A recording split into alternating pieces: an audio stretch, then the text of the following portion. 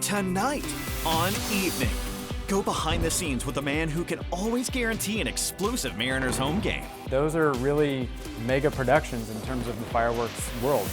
Take a wild ride at the Northwest's most popular theme park. And I hit the road all the way to Maple Valley to check out a bar that I'm really excited about, the Red Dog Saloon.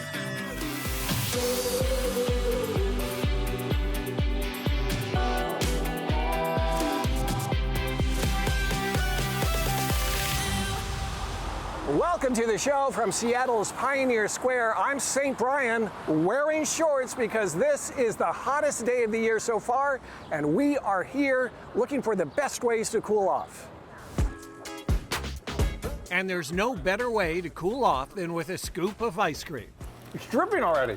Yep, it's melty, it's a hot day. Molly Moon Neitzel beat out 47 other vendors to open her 10th Molly Moon's ice cream shop in a historic building right next to a new man-made beach along the Seattle waterfront. It's a moment captured in paint by local artist Ethan Jack Harrington. Molly says she's excited to play a role in the Seattle waterfront's new look. My kids love to play at Habitat Beach, so I think this is finally a waterfront in our beautiful city that we should be proud of, that Seattleites should want to come down to on the weekends and in the evenings all the time, and I think the future is incredibly bright.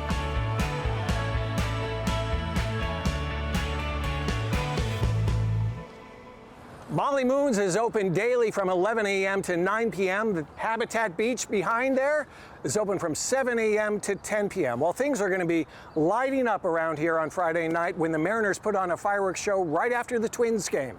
We went behind the scenes to see how it's done.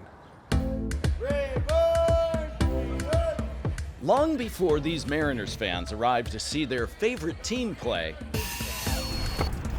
an even more explosive show is already waiting inside. With the Mariners, Pyro Spectaculars has had a relationship that has spanned two stadiums, back to the Kingdome and now to T-Mobile Park. Kevin Gilfellen is a show producer for Pyro Spectaculars. His family business is responsible for setting up and setting off fireworks during the Seattle Mariner special post-game shows. This year we're doing 7 of them in conjunction with the Mariners, and those are really mega productions in terms of the fireworks world. Load-in for these shows here on site takes 2 days. The day before, we're handling some of the more intricate components such as the light ring. We're getting things lifted up to the top of the stadium. We're getting things loaded. Then we come to show day.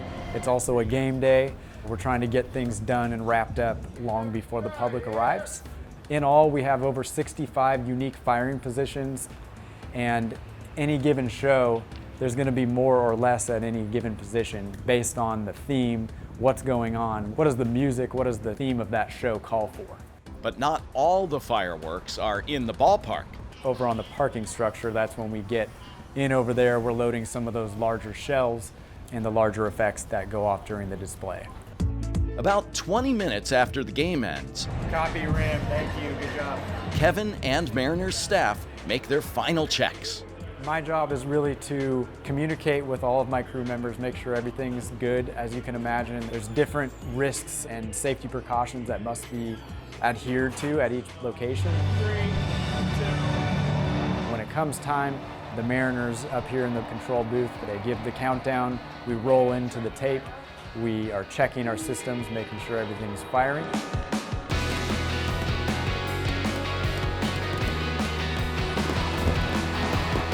On average, we have thousands of shots that we're shooting, and so it's a lot going on. We have our firing system that's rapid firing, sometimes in fast sequences, and other times it's a slow moment. We have one shell at a time, kind of building the drama. At the end of the day, everybody's going to have a cool experience and be able to take away something a little bit different. We're going to move their eyes around the ballpark, from the field up to the top, out to the light tower, and it's going to be a lot of movement and fun. Everything goes off without a hitch. But like the Mariners, Kevin and the team at Pyro Spectaculars are already thinking about how they can make the show even better. the conversations are already happening about what will next year bring. What are we going to bring to the table that'll be new next year?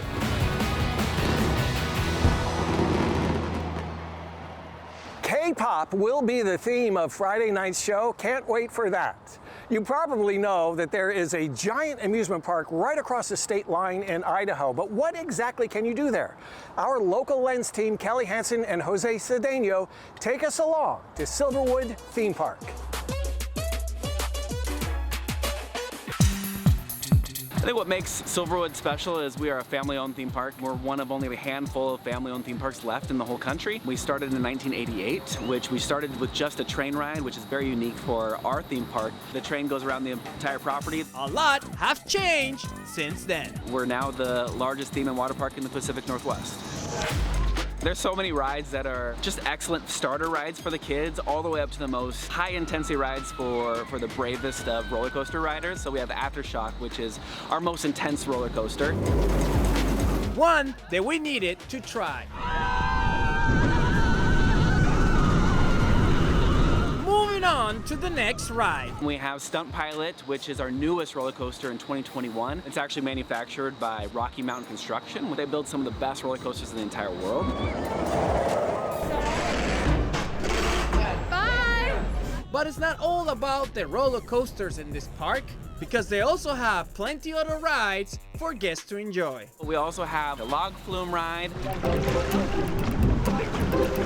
And we have Thunder Canyon, which is probably one of our most popular rides, which is like a family raft ride, and you will get soaked on that ride. All right, crew, we got a fun boat right here. Give it up. Woo! We also have a birthday girl. Hi! Are you ready, Kelly? You never know if you pick the right seat.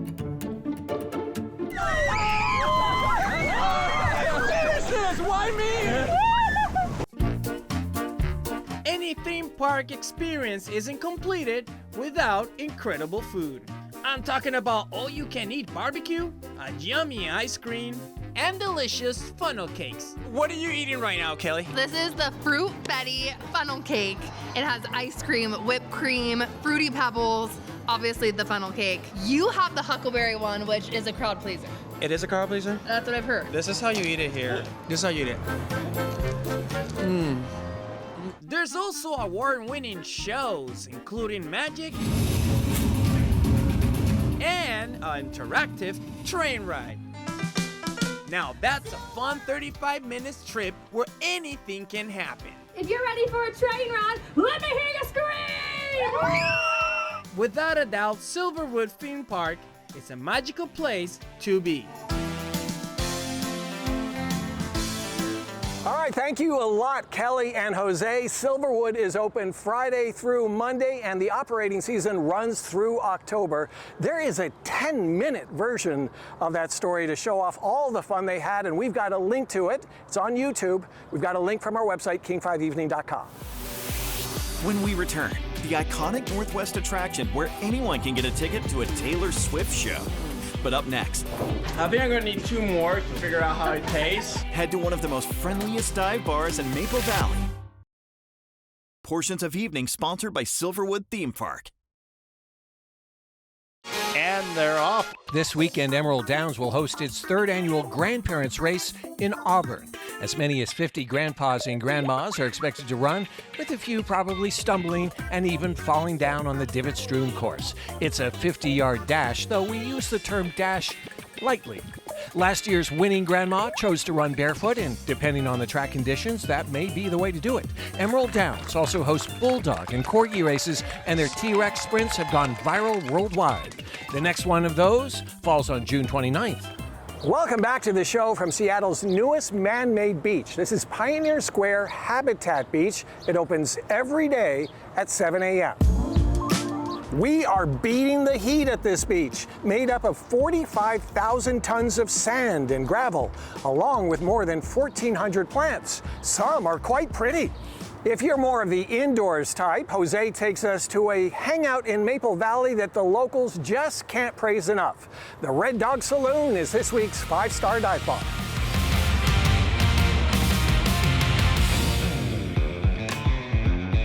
just a very good local dive bar. The building might not look like the most fanciest bar you've ever seen, but just don't be afraid to stop in.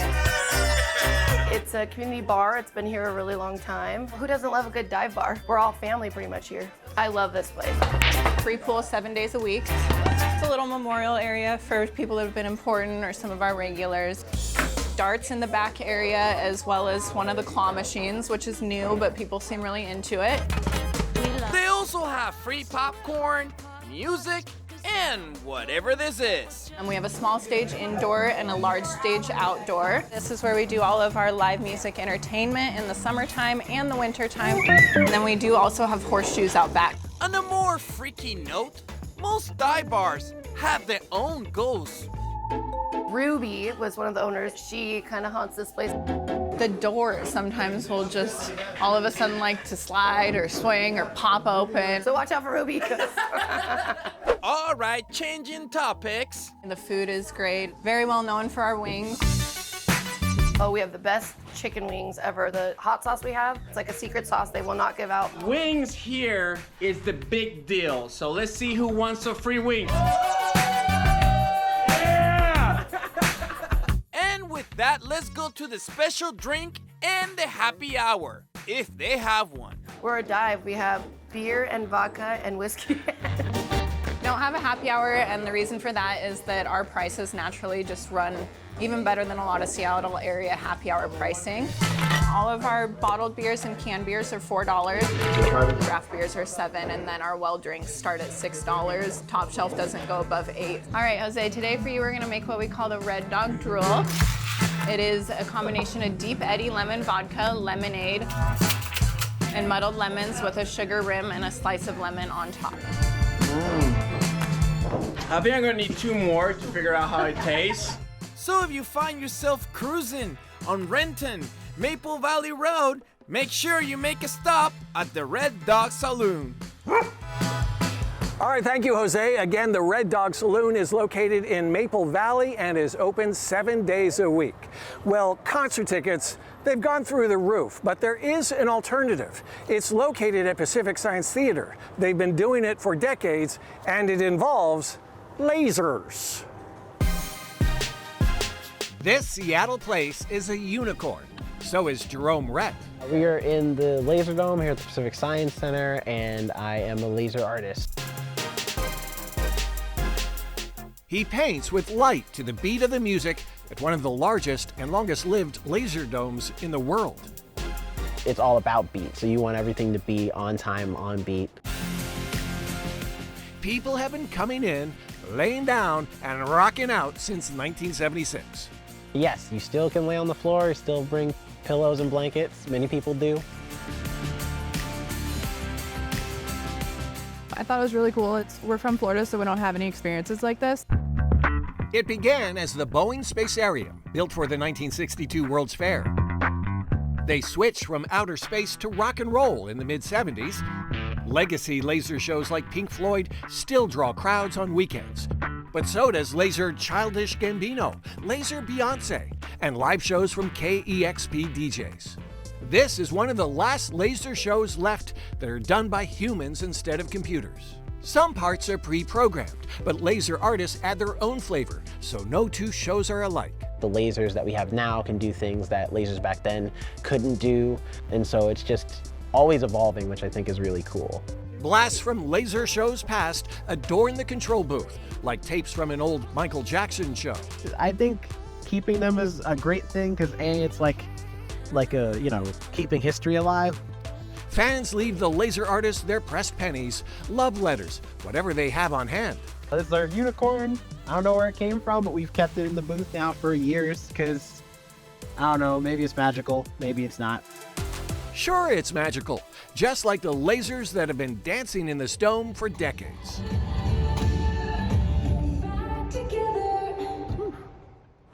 Next month, Pacific Science Center will be offering Laser Bruno Mars and Laser ABBA. We've got this historic low tide. I'm going to go see what I can find. And if I find anything, I'll show you right after the commercial break. After the break, You don't have to go to the national park to be amazed by what's going on. the guidebook helping you discover the hidden worlds in your own backyard. Wow! Local stories make a difference. I want to check that out. With the power to enrich lives, strengthen communities, and make us smile. Evening is made possible by Primera Blue Cross. Primera Blue Cross, always in your corner. Yeah, be gypsies. You know how they behave. Come on, Gypsy Post. Now, this just might take you back. Last week, Nancy Wilson posted this newly restored footage of Heart's Little Queen album cover shoot back in 1977. Photographer Bob Seidemann met the band at Elysian Park in Los Angeles and began shooting a cover featuring the Wilson sisters prominently. The band also rented a gypsy wagon, goats, and costumes. We chose the gypsy motif for the cover art because it is a traveling band, and we just thought it would be kind of a spicy way to put it across. The Top 10 album sold more than 3 million copies in the U.S., thanks in large part to its lead-off single, Barracuda. Little Queen turns 48 this month. Welcome back to the show from Habitat Beach on this day of historic low tides. I went down and I found a bunch of little crabs hiding under rocks. This is what they look like, and of course, I left them in place. Well, you may not have a cat or a dog in your backyard, but you've still got millions of animals. That's according to a Northwest native who gives us some tips on how to find them. There's something you should know if you're lucky enough to take a walk in the woods with Seattle naturalist Kelly Brenner. I usually go hiking alone because I'm really slow. You won't get anywhere. I never get to the destination because there's so much to see along the way. But you'll see more than you've ever seen before. The thing about being a naturalist is you never look for something particular because you'll never find it. You just kind of have to go and look for whatever you might find. So this is my secret weapon, flashlight. It's very hard to see in the forest. Even on sunny days, it could take me an hour to go a mile because I stop and look at all the lichens and plants and bugs and everything, or slime molds. Over here is a slime mold.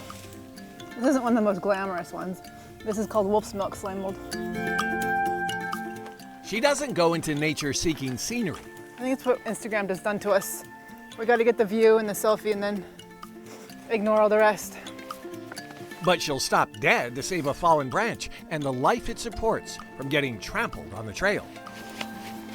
And look at these cool lichens. It's treasure. She appreciates imperfections. But there's so many stories to tell. It's like, what's been eating that? Loves lichen. It's probably really old.